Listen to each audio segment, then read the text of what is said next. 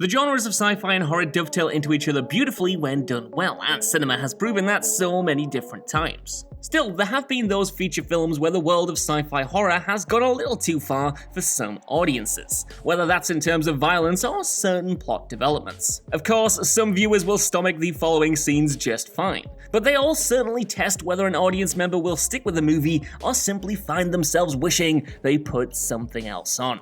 I'm Josh from WhatCulture.com, and these are 8 sci-fi horror movies that went too far. Number 8, the finale, Under the Skin. Under the Skin is a truly uncomfortable movie for the majority of its run. About an alien who comes to Glasgow to prey on unassuming men, much of the flick was shot on the sly, with star Scarlett Johansson genuinely driving around the city in disguise and interacting with members of the public. There is a larger story, but it's mostly left ambiguous, with the emphasis being on tense surreal sequences where the alien uses its human form to lure naked men into a deep sea of black nothingness. That is, until the end, where the grim tale becomes a bit too grim for its own good.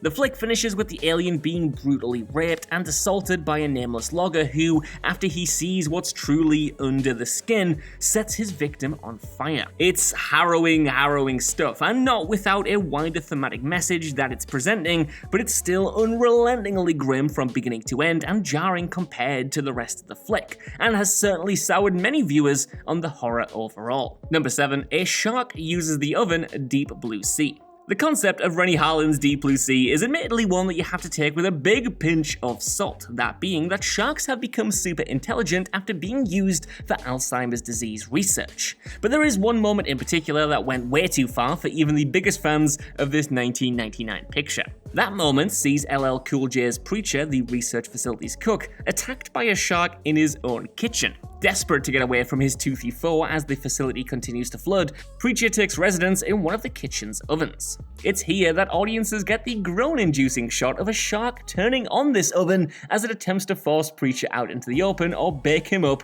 real good. Now, throughout Deep Blue Sea, you can somewhat swallow the notion of these sharks hunting in packs, of them stalking their human prey and methodically trapping them, and you can just about let it slide when a shark taunts our core cast with the dying body of Stellan Skarsgård's Dr. Jim Whitlock. But to see a shark know how to work an oven, I don't know, man. That seems a bit too far even for this film. Number 6, Drill Dick, Tetsuo the Iron Man. Tetsuo the Iron Man is an absolutely bonkers movie about a dude transforming into a machine. Body horror perfection, the transformations on display are absolutely outrageous, with each body part becoming some kind of tool for wanton violence. And when I say each body part, well, I really do mean each body part.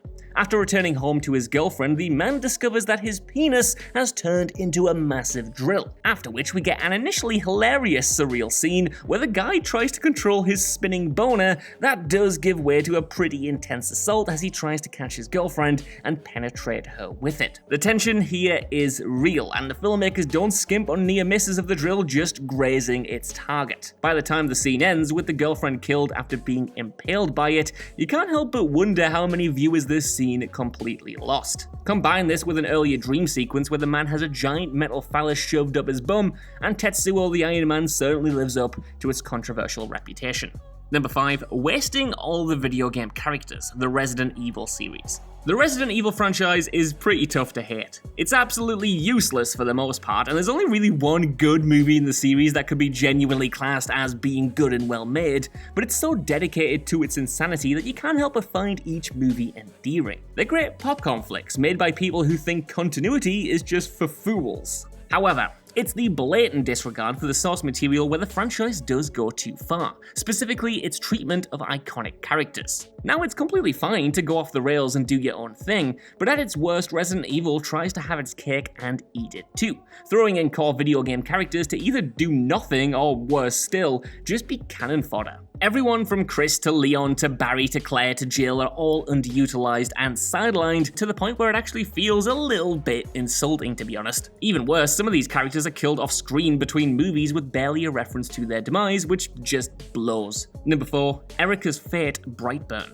From director David Yarovesky, 2019's Brightburn takes the classic Superman mythos and fascinatingly flips it on its head. Struggling to conceive, characters Kyle and Tori have their greatest wish granted when an alien infant crash lands in their backyard. Naming him Brandon, the story jumps 10 years ahead as the otherworldly being discovers his true origins. Influenced by the ship that brought him to Earth, Brandon starts to brutally terrorize his hometown of Brightburn using his Superman-esque abilities. Now, seeing Brandon at work can be quite the chilling sight, with him sinisterly killing his uncle, father, and mother, amongst others. And while this evil youngster is happy to slaughter his own family, there is a particularly vile fate handed out to Erica.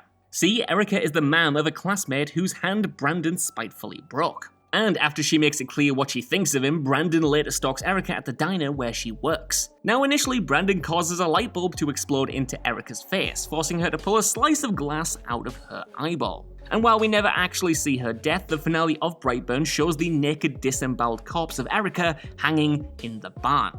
Number 3, The Belly Bursters Alien vs. Predator Requiem. If you thought 2004's Alien vs. Predator was a particularly naff movie, then 20th Century Fox went and somehow topped that 3 years later with the awful Aliens vs. Predator Requiem. Directed by Greg and Colin Strauss, AVP Requiem was so poorly received by fans and critics alike that it nearly succeeded in killing off two of the most beloved sci-fi horror franchises in history. While the film itself is brutal in just how bad it is, one particular scene is brutal in how outright disgusting it is. The scene is the moment that the picture's Pred-Alien hybrid sets its sights on the heavily pregnant occupants of a hospital's maternity ward. In a totally gross move, we see this creature impregnate someone simply known as Sue with what's known as belly bursters. These belly bursters kill Sue's baby before then tearing their way out of her stomach in grisly fashion, all the while other traumatized pregnant women had to watch on, knowing they're next. It was gruesome, it was disturbing, and this act remains one of the most strikingly memorable moments, in the worst possible way, of an utterly unmemorable movie. Number 2, The Abduction Fire in the Sky.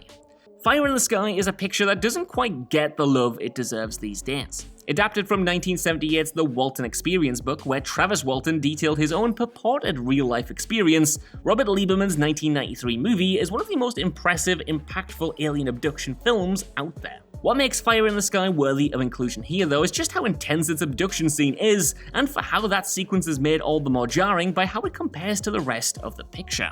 See, for the most part, this 93 film is a slow, methodical story that is largely ambiguous as to whether or not D.B. Sweeney's Travis really was prodded and probed by extraterrestrial beings. As we see a flashback of what supposedly happened to Travis, though, it's an aggressive, intense, truly invasive sequence that stays with you long after Fire in the Sky is finished.